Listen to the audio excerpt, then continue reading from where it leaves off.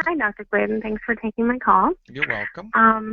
I have a son who is 14 years old. Last September, he was diagnosed with lupus. Okay. The doctors sent him straight to the rheumatology specialist, and I point blank asked him, can changing his diet, can taking, supplements and things like that help with him? And he said, no, absolutely not. This is a chronic condition. He's going to have it his whole life, and all you can do is manage the symptoms and take all these medications.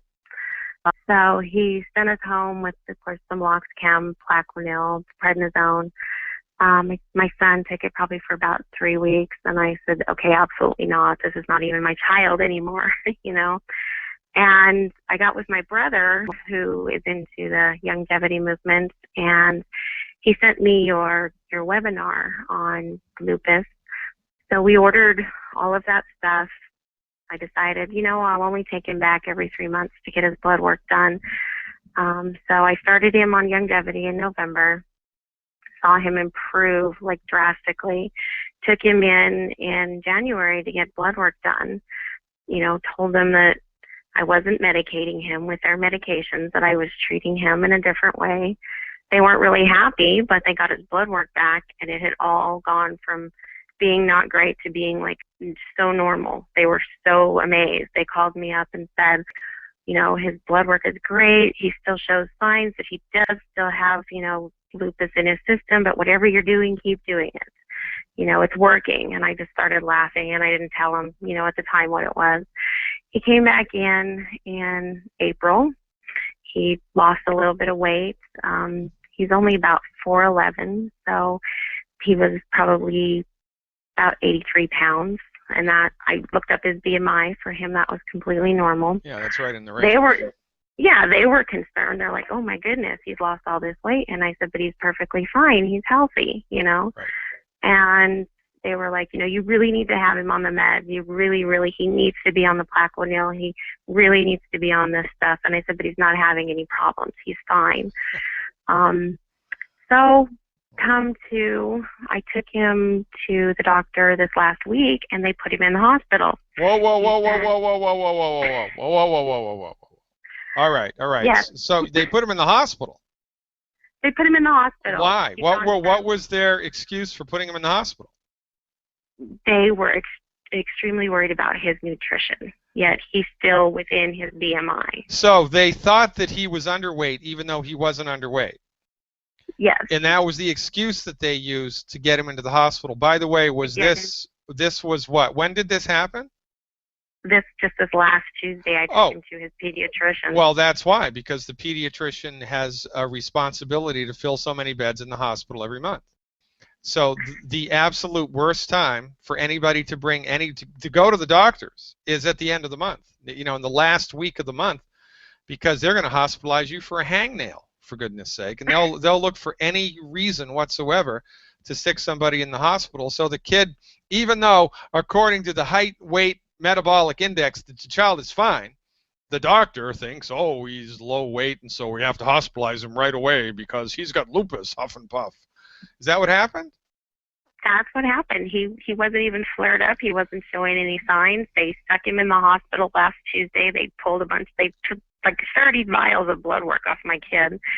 The blood work came back, actually, and it showed that his lupus was normal. His blood work was normal. So there had been no change in the blood work whatsoever. There was no real objective reason to hospitalize a kid. And I'm going to bet you 25 cents that when they stuck him in the hospital, they also started loading him up with drugs. Did they do that? They loaded him up with prednisone, Plaquenil, against my wishes. Against your wishes? How old is this child? He's 14. Unbelievable. They would never medicate him when I was there. When I had to leave, they'd always come in and put something through his, he has an IV in his hand. And they were like, well, he needs to stay here. He needs to gain a few pounds. I had the doctors show me his blood work and compare all the blood work. And they showed me his levels, and they were perfectly fine. And I looked at her and I said, those are within your limits. Why are you drugging him? She says, well, when children come in with lupus, we're treating the nutrition, but we have to treat his lupus also. Stick with me, Nissa. Stick with me. Oh, my God. This is like, I've been telling you, ladies and gentlemen, what do you need to do? You need to fire your MD now. And here we've got direct first-hand experience. Stick around, folks. There's more to come. All right, Nissa, are you back with me? Yeah, I'm here. All right, good. So your son is 14 years old. Yeah. And how long has he been dealing with, physical conditions that they then diagnosed as autoimmune thyroiditis? It was probably sometime around April of 2012. He would get up in the morning and he'd have trouble walking, and him being his age, I just said, it's probably just growing pains, Right. He started a rash on his body that, nobody could explain to us. And then he went over the summer to New Mexico, and he got with his dad, and he got a 3rd-degree sunburn on his face. And it seemed like from there, it just took off.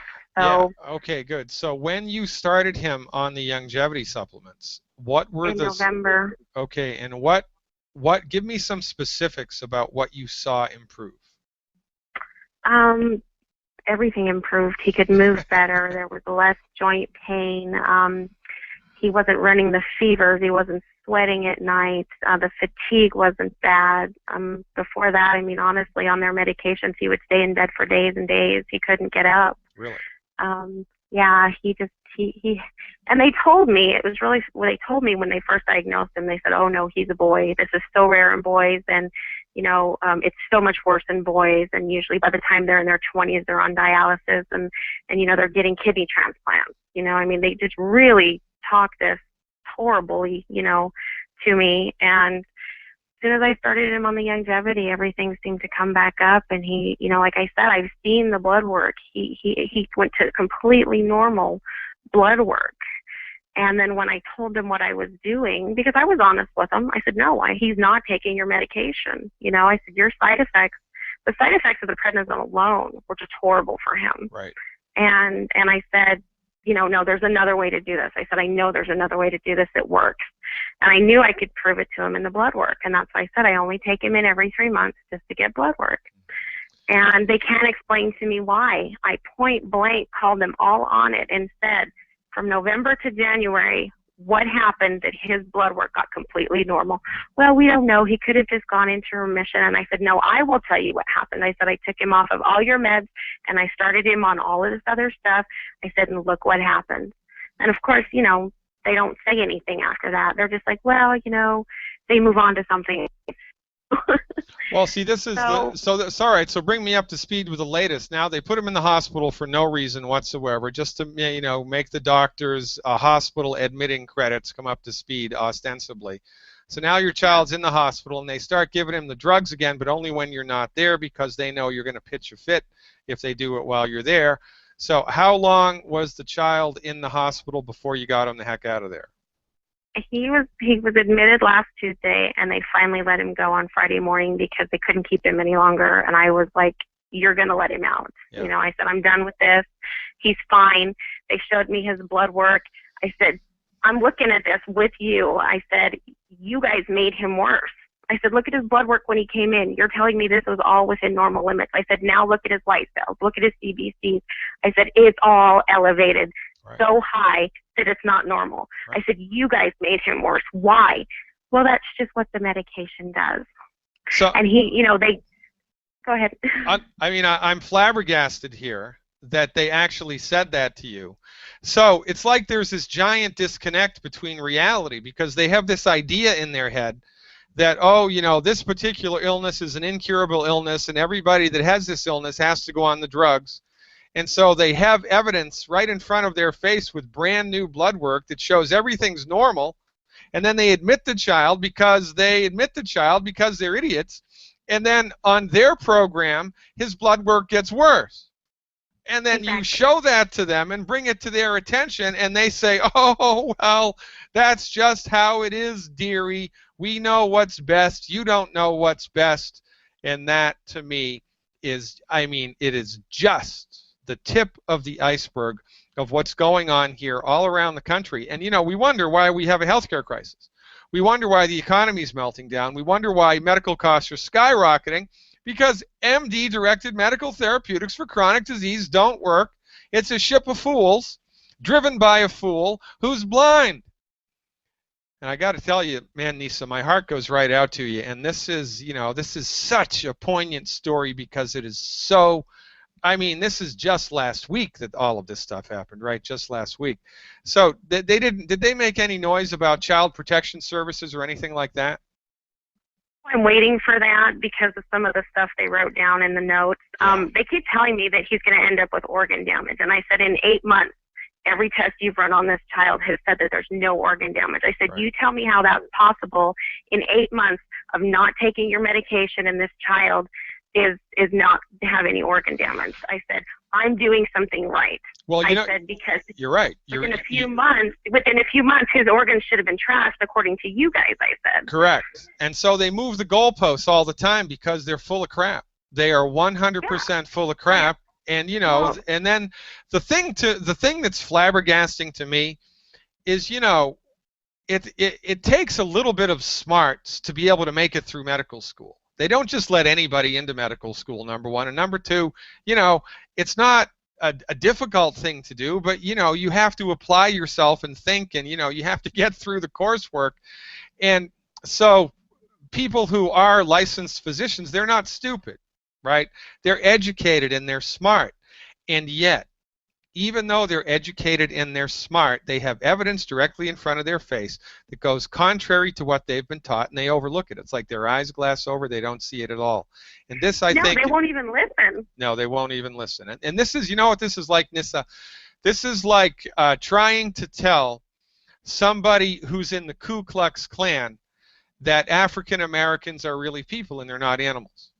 And because they believe that blacks all around the world are animals. They're no different than animals, and that was the whole reason that slavery was put in place for so many years, because there was a paradigm that, oh, those blacks, they're not really people, they don't have souls, and they're animals, and so you can treat them like animals.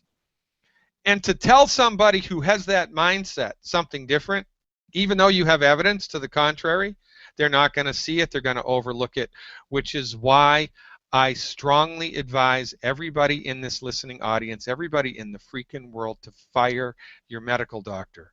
Because not only do they have nothing for you in the treatment of chronic disease that's of any positive benefit, they have lots of nonsense for you if you're foolish enough to set one little pinky toe inside their office or inside their hospitals. The only time to see these people is if you're bleeding to death, if you have a broken bone or some type of trauma. All right, but I'm assuming that your story's not over. So what I would... it gets worse. All right, so bring me up to speed with what's happening today. Okay, so they sent all their dietitians in, and they were trying to give him Boost and trying to give him Ensure, and I kept telling him he can't have that. You're not giving that to him. This child gained 8 pounds in 3 days just off their crap food from the hospital. Right. Okay. Now, that alone is not healthy, okay? He had so many intestinal problems after that because he's not used to that food. Right. So I Let me guess, were they giving him French fries in the hospital? French fries, corn dogs, pizza, unbelievable. Fried fish. Fried anything fish. he wanted. Anything he wanted, he could order 24/7 from their cafeteria. Unbelievable. It was horrible. So, I mean, their dietitian came in, and I know more about nutrition than that lady did. Because I was like, you really think this stuff is healthy? I was like, have you read the ingredients in this stuff, you know? So then they sent their child psychiatrist in. Oh, you've got to be kidding me. No, I am so not kidding. And they would come and see my friend Ryan when I wasn't there. And he told me, he said, Mom, they keep trying to get me to say I'm depressed. He said, but I'm not depressed. They keep trying to put it in many different ways, and they're using big words, and they, you know, I keep telling them I'm not depressed, but they keep trying to tell me I am depressed. So when I talked to the child psychiatrist, he got really upset with me, and he said, well, what is your problem with these medications that are going to help your son? And I said, 1, these medications are poison. They're not going to help my son. I said, 2, I'm helping my son better than any of that stuff is helping. I said, and 3, I said, the damage you're going to do to my son in 6 months when you come up and tell me that his liver is damaged from what you're giving him, I said, then you're going to have to stop the medication, try to give him some other medication to fix his liver. And the guy looked at me and he just yelled at me and he says, you can't worry about what's going to happen in 6 months because you may not even be here tomorrow. Unbelievable. And this that came from a psychiatrist. Yeah, well, you know, psychiatrists believe that consciousness is a function of biochemistry. Psychiatrists believe that your consciousness is a function of your biochemistry, and that your soul does not exist, and that there's no inherent spiritual essence in the human being, that everything's this giant biochemical soup that they have to like manipulate with man-made synthetic drugs when people are, you know, not in their right minds according to them. Honest to God, this is just unbelievable to me. Now, thank God, do you live in Utah? I live in Salt Lake City, yes. Yeah, okay. So Utah is a state in which naturopathic medicine is licensed. Is that correct? I can't find any under my insurance, but I do believe there's some here, and that's part of my question I wanted to ask you today, is that my worry is they are going to get with social services because they wrote down in the discharge notes that the mom is non-compliant. They're saying here that he was admitted for weight loss and depression, but they're saying that I refuse to medicate him and that he has become depressed. Which is a lie. Which is a lie, but they have that in his file now. Yeah, they have that in his medical record now. Yeah, it's unbelievable to me that this should happen. You know what I would do? I would be proactive on this, and I would get with a lawyer, and I would be proactive about this. I would file a complaint against the hospital for something. I mean, there's got to be a complaint in here somewhere for misrepresenting your child's welfare on the chart. Because the child's not depressed, and they asked him a million times whether he's depressed or not, and then regardless of what he says, they write down that he's depressed because, you know, I mean, this is like communist Russia, for goodness sake. So what you need to do is get with a licensed healthcare provider in your state who is of holistic orientation, get under their care immediately, so that if Child Protection Services does come after you, you have something in your quiver. And if we're coming up against a hard break here in about a minute. If you stick around on the phone, I'll talk to you off the air, and I'll see if I can't, you know, triage this for you with some type of hooking you up with some type of medical professional, holistically oriented, in the great state of Utah. Nissa, I got to give you a great big Dr. Glidden round of applause here. And again, my sounds are not working for some reason. I love that. Well, look, this is my hat goes off to you for, number one, for taking a stand for your son's health. Number two, for standing up for what's right. Number three, for having common sense. Number four, for not being manipulated by the men and the women in the white coat. Number five, for having the wherewithal to work outside of conventional medicine to bring about a change. This is the beginning for you. This is the beginning for you. I see a book in here. I see a Hollywood movie. I see something in here, for goodness sake. This is the best story and the worst story I've heard in the last 3 years. Ladies and gentlemen, I'm Dr. Peter Glidden. This is Fire Your MD Now. Back with more after these messages. Right. So I want to do this little rundown about systemic lupus erythematosus, which was the presumptive diagnosis here. Lupus is thought to be an autoimmune disease, and we in the holistic health community do not believe that the body is creating antibodies against itself. There's an antibody that's present when somebody has the clinical signs and symptoms of lupus, but the MDs have jumped the gun and they believe that the disease is caused by the antibody. They believe that the disease is caused by the antibody, that somehow the body has decided to chew itself up, and it's created this antibody, and now the antibody is destroying the body's own tissue, and, you know, we're off to the races. This is kind of like thinking that firemen cause fires because, well, son of a gun, the bigger the fire, the more firemen, right? So therefore firemen must cause fires. Or it's thinking like the sun goes around the earth because you look outside and what do you see? You see the sun moving. Well, you know, the sun's moving around the earth. Well, no, no, no, no, and no. And because MDs are intellectually cowardly, nobody ever questions what they were taught in medical school. So one medical doctor years ago in some research facility somewhere determines that the antibody found present in systemic lupus erythematosus is the causative factor of the illness. He doesn't supply any evidence to support that supposition, and then all the MDs fall in line and lockstep behind him, and nobody questions it because they're all idiots. Well, they're not idiots, but they're cowards. They're intellectual cowards, and you know, they make stuff up as they go along. They move the goalpost, as you just heard. I mean, this is an unbelievably poignant story, especially coming today on the heels of Clint Miller's death. So, you know, what happens from our point of view, from the correct point of view? Now, remember, this hasn't been documented because and proven beyond a statistical uncertainty, because the naturopathic profession doesn't get tens of millions of dollars to do medical research. Only the drug companies get that.